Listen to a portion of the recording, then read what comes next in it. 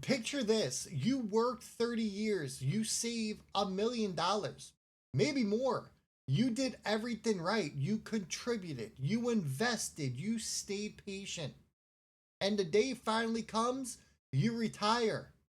And then the market drops. Not a little, a lot. Right at the exact moment you start pulling money out to live on.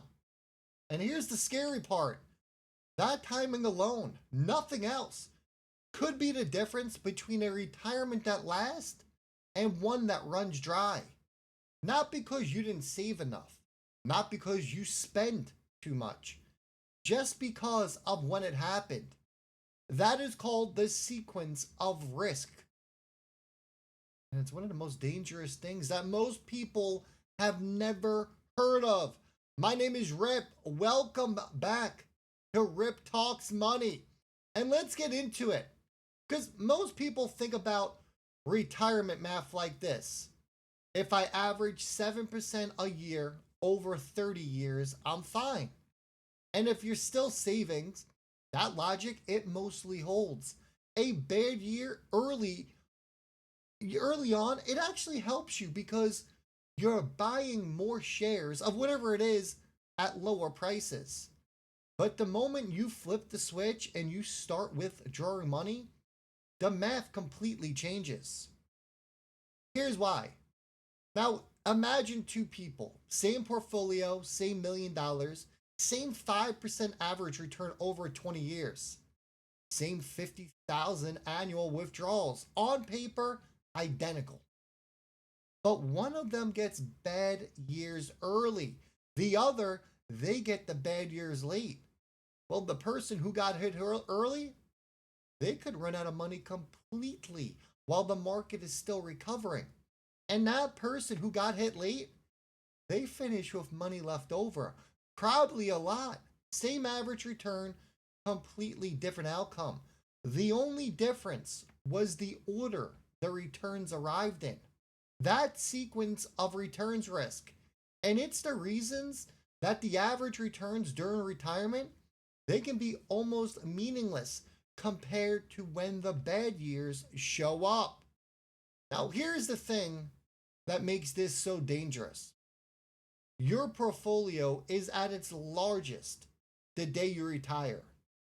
You've never had more money invested than right now, which means that a 20% drop on just day one of retirement, it does more dollar damage than a 20% drop ever did during your working years.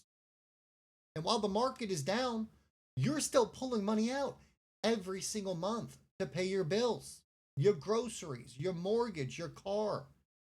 Life doesn't pause just because the market dropped.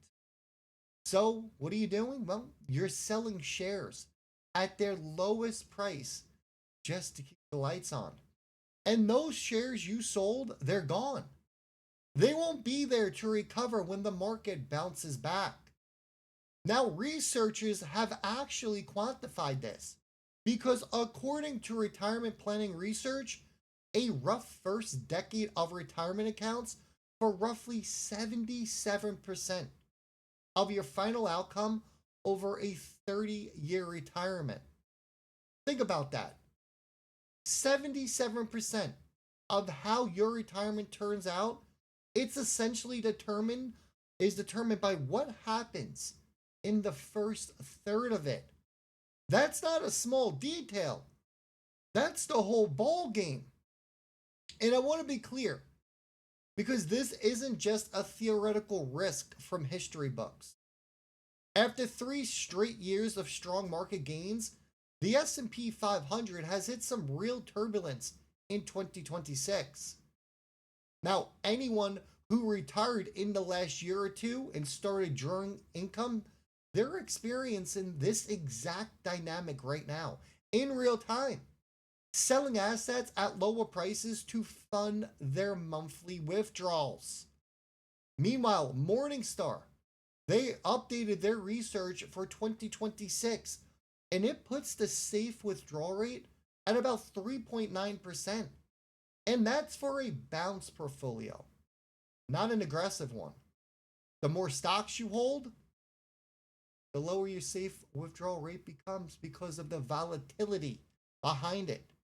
And it adds in exactly the wrong moments.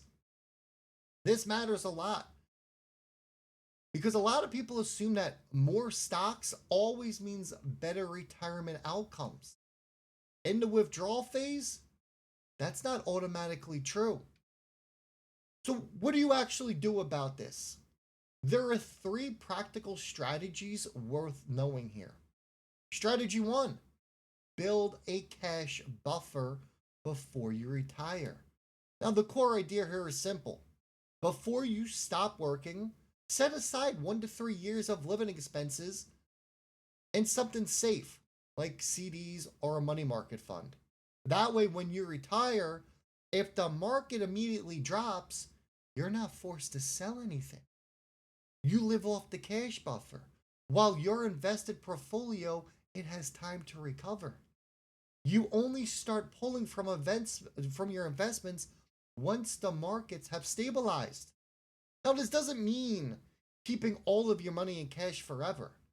It just means having enough of a runway that a bad first year or two, it doesn't permanently damage your portfolio. Strategy number 2, you gotta be flexible with your withdrawals early on. This one is simple in concept, but it requires discipline. In years when the market drops significantly, don't automatically increase your withdrawal to keep pace with inflation. Even pausing your inflation adjustments for just the first 2 to 3 years of retirement, they can have a surprisingly large impact on long-term survival. The reason is that your portfolio is most vulnerable in those early years. So every extra dollar you pull out during a downturn, it does more damage than the same dollar would do in, say, year 15. So protecting those early withdrawals, they protect the entire rest of your retirement. And strategy 3, think carefully about your retirement date. Now look, nobody can perfectly time the market. But if you have flexibility, then retiring into a strong market rather than a declining one matters.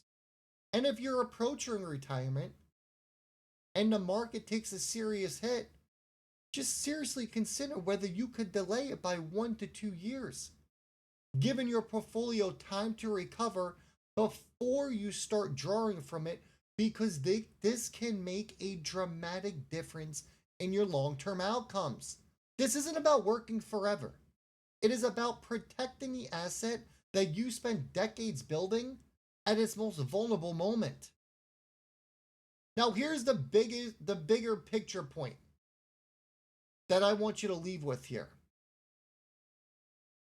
Most retirement planning, it focuses on accumulation. How much do I need to save? But the sequence of return risk, it's a problem. It's about how you spend it down. And the rules are completely different here. Flexibility, most powerful tool hands down. The ability to spend a little less in bad years, tap the cash buffer instead of selling at a loss, or adjust your timing slightly. That flexibility is worth more than anything. Any other financial move that you can make. Rigged plans, they fail. Not because the math is wrong, everyone, but because life is not triggered. Markets aren't. The people who make it through the hard stretches, those are the ones who can adapt. You have more control over this than you actually think. The risk is real, but it's manageable. And if you plan before it shows up at your door, you're going to be doing just fine. So that sequence of return risk, the thing that can quickly sink a retirement that looked totally fine on paper. If this was helpful, give it a like. It generally helps this channel reach more people who need to hear this stuff. And drop a comment down below and tell me, does this change how you're thinking about your own retirement timeline? I read every single comment, folks. Hey, new video next week. subscribe so you don't miss this. I'm Rip, and I'll see all y'all on the next one.